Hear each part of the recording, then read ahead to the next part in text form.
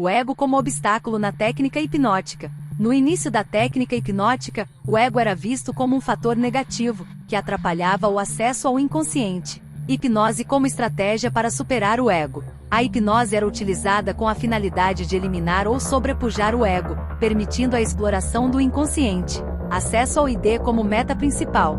Com a supressão temporária do ego, o médico buscava um acesso direto ao ID, o verdadeiro foco do tratamento. Função da hipnose nos estudos sobre a histeria. Nos estudos de Freud sobre a histeria, a hipnose servia para contornar o ego e acessar o conteúdo reprimido do inconsciente. Revelação do inconsciente como objetivo terapêutico. A revelação de material inconsciente era o principal objetivo, com o ego tratado como barreira a ser removida. Confronto forçado entre ego e conteúdo inconsciente. Durante a hipnose, o material inconsciente era apresentado ao ego à força, o que podia resultar na eliminação de sintomas. Participação passiva do ego no processo terapêutico. O ego não participava ativamente da terapia, aceitava o conteúdo inconsciente apenas sob influência do hipnotizador. Reação defensiva do ego após a hipnose. Após a hipnose, o ego se revoltava e retomava sua luta para reprimir o conteúdo do ID que lhe fora imposto. Limitações dos resultados terapêuticos. Os resultados obtidos com hipnose eram instáveis e limitados, pois o ego não integrava verdadeiramente o conteúdo revelado. Desilusão com a técnica hipnótica. Com o tempo percebeu-se que eliminar completamente o ego era contraproducente, gerando decepção com a técnica hipnótica. O papel inicialmente negativo do ego na livre associação. Mesmo substituindo a hipnose, a livre associação ainda mantém o ego como um obstáculo, pedindo-se ao paciente que silencie suas críticas e lógica para dar espaço ao ID. Silenciar o ego para ouvir o ID. O método convida o ID a se manifestar com a promessa de que suas ideias poderão surgir sem censura, embora não lhe seja garantida qualquer ação sobre o corpo. Controle motor como limite da técnica. Apesar de o ID poder se expressar verbalmente, a técnica analítica impõe limites rigorosos ao impedir que os impulsos inconscientes dominem o sistema motor. Dupla estratégia com os impulsos do ID. O analista encoraja a fala do ID, mas nega satisfação direta a seus impulsos, criando um jogo entre expressão e contenção que complica o manejo terapêutico. Ideal inatingível da regra fundamental. Muitos analistas iniciantes acreditam que a obediência total à livre associação é essencial, sem perceber que isso recriaria a obsoleta dinâmica da hipnose. Limites naturais da livre associação. Na prática, o ego sempre retorna à atividade após certo tempo, rompendo o silêncio exigido pela técnica e interferindo no fluxo do ID. Resistência como contra-ataque do ego. Quando o ego reage e interrompe as associações, surgem as resistências, indícios de sua luta para reprimir o material inconsciente. Mudança de foco, do ID ao ego. Com a emergência das resistências, a atenção do analista se desloca do conteúdo do ID para a atividade defensiva do ego. Análise das defesas do ego. O analista passa a observar os mecanismos de defesa usados pelo ego, revelando estratégias inconscientes que impedem o livre fluxo de associações. Dificuldade intrínseca da análise do ego.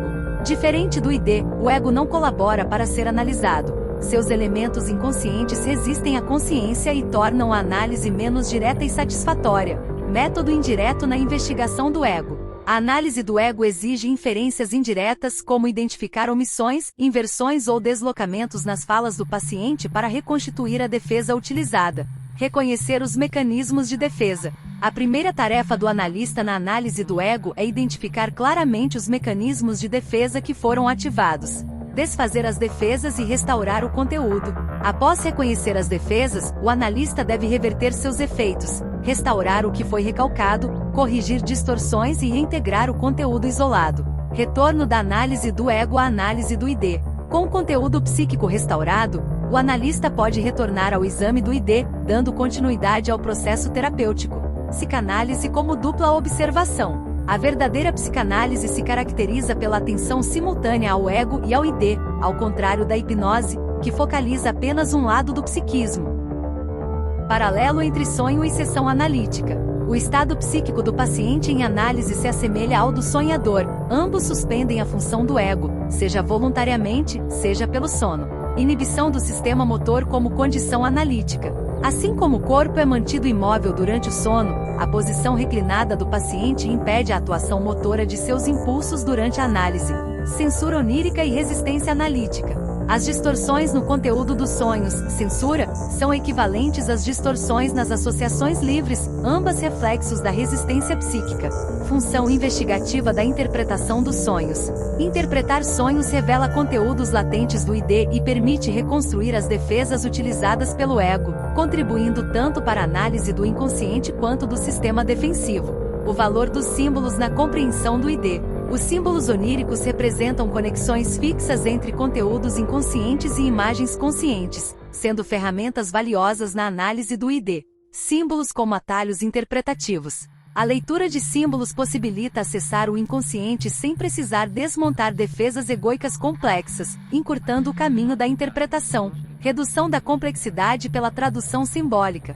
A técnica simbólica permite pular etapas intermediárias, evitando o esforço de decifrar transformações feitas anteriormente pelo ego. Comparação entre símbolos e fórmulas matemáticas. Os símbolos funcionam como fórmulas, são ferramentas úteis mesmo que não se compreenda totalmente sua origem ou complexidade. Utilidade prática da tradução de símbolos. O uso de símbolos é eficaz na revelação de conteúdos do ID, funcionando como um meio técnico para chegar ao inconsciente rapidamente.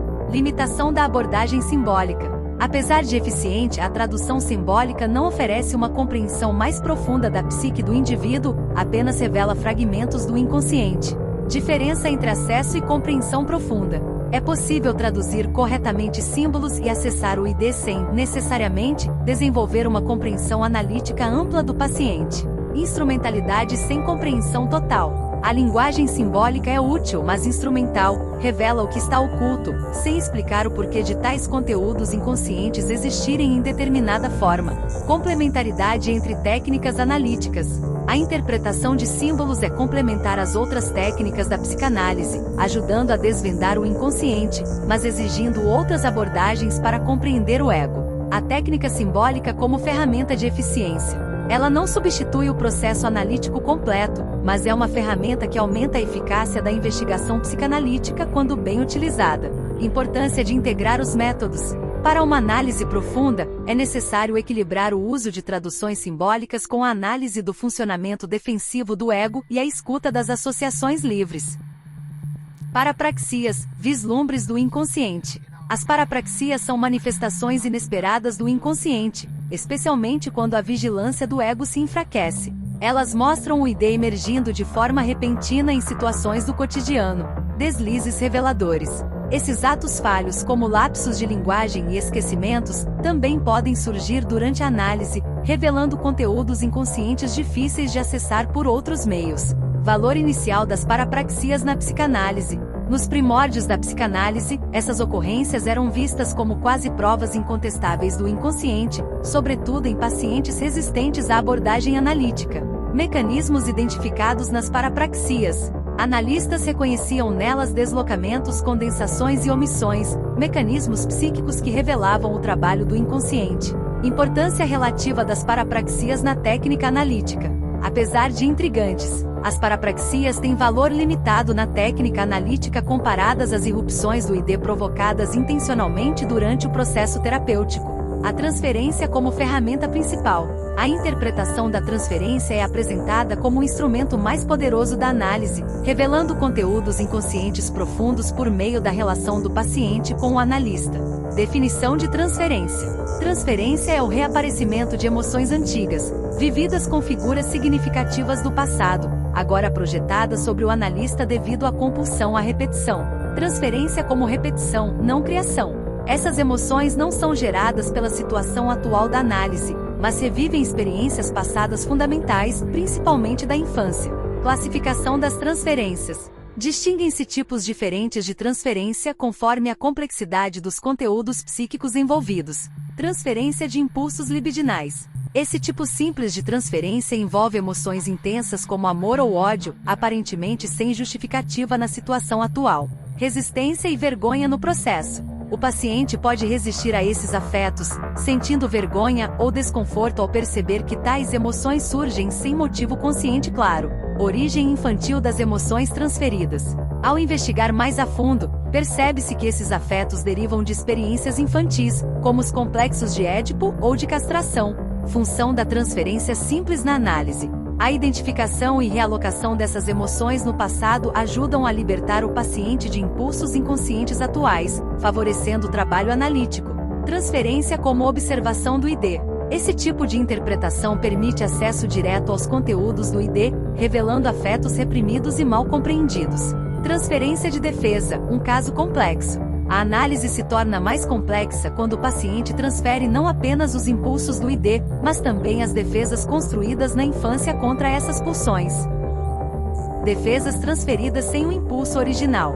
Em certos casos, o que se manifesta na transferência não é o impulso em si, mas a defesa que o ego construiu contra ele, como fuga, negação ou submissão. Reações de defesa não como engano, mas expressão. Essas defesas não devem ser vistas como tentativas de enganar o analista, mas como a única forma disponível ao paciente para expressar certos afetos. Limitação da regra fundamental. A insistência na regra de associação livre pode não ser suficiente para acessar o conteúdo original do ID quando há defesas muito estruturadas. Foco na defesa, do ID ao ego.